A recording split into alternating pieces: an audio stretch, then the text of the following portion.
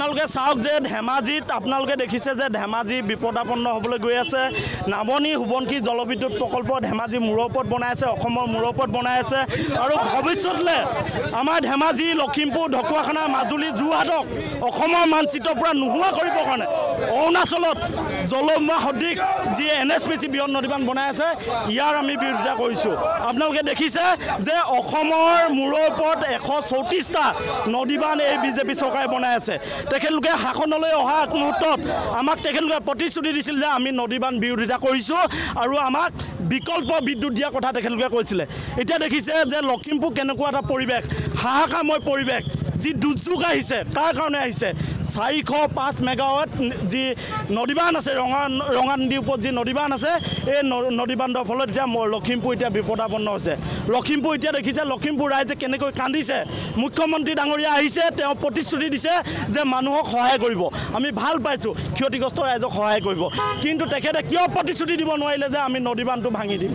কিয় প্ৰতিশ্ৰুতি দিব পৰা নাই যে এই নদীবান্ধ যি নদীবান্ধে আমালৈ ধ্বংস মাতি আনিছে সেই নদীবান্ধটো আমাক নালাগে বুলি তেওঁ কিয় ক'ব পৰা নাই? গতিকে মুখ্যমন্ত্ৰী ডাঙৰীয়া আপোনাক আহ্বান জনাইছোঁ, আপুনি নৰেন্দ্ৰ মোদী ডাঙৰীয়াক কৈ দিয়ক যে অসমৰ মানুহে নদীবান্ধ বিৰোধিতা কৰে। অসমৰ মূৰৰ ওপৰত যি 134টা নদীবান্ধ বনাবলৈ গৈ আছে এই নদীবান্ধ আমি ৰাইজৰ দলে কোনো কাৰণতে মানি নলওঁ।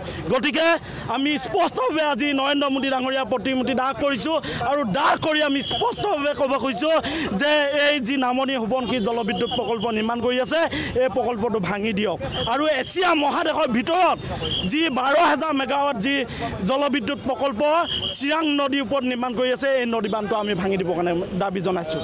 কাৰণ আপোনালোকে জানে ভাৰতবৰ্ষৰ মানচিত্ৰৰ পৰা অসম নাইকিয়া হৈ যাব। আপোনালোকে দেখিছে যে যোৱাকালি NSPC কেনেকুৱা এটা পৰিৱেশ, হয়তো এই যদি পানী আহে আমাৰ গোগামুখ থাকিব, আমাৰ ধেমাজি থাকিব, আমাৰ লখিমপুৰ থাকিব, ঢকুৱাখানা যোৰহাট থাকিব। এই প্ৰশ্ন মুখ্যমন্ত্ৰী ডাঙৰীয়াক আজি আমি কৰিব খুজিছোঁ। গতিকে তেখেতলোকে সময়ৰ কথাখিনি ভাবক, দুৰ্যোগৰ মুহূৰ্তবোৰ ভাবক। উন্নয়নৰ নামত আমাক ধ্বংস নালাগে, আমি ধ্বংসৰ বিৰোধিতা কৰিছোঁ, উন্নয়নৰ সপক্ষত আছোঁ। গতিকে বিকল্প বিদ্যুতৰ সন্ধান কৰক আৰু বৃহৎ নদীবান্ধ ভাঙি দিয়ক, এই স্পষ্ট দাবী আজি আমি কৰিছোঁ। আৰু আপোনালোকক আমি কৈ দিওঁ যে অখিল গগৈ ডাঙৰীয়াই কৈ আছিল যে যদি NSPC বৃহৎ নদীবান্ধ নিৰ্মাণ কৰে তেতিয়াহ'লে আমাৰ ধেমাজি লখিমপুৰ মৰুভূমি হ'ব। আৰু তেনেকুৱা এটা পৰিৱেশ আমি এতিয়া আগজাননী পাইছোঁ। এটা থুনুকা শিলৰ ওপৰত বৃহৎ নদীবান্ধ নিৰ্মাণ কৰি আছে, যিটো শিল যিকোনো মুহূৰ্তত ভাগি যাব পাৰে। আপোনালোকে দেখিছে প্ৰতিবাৰে ইয়াত টানেল ভাগে, ৰাস্তা হৈ যায়, শ্ৰমিকৰ মৃত্যু হয়, কিন্তু চৰকাৰখনে গুৰুত্ব নিদিয়ে।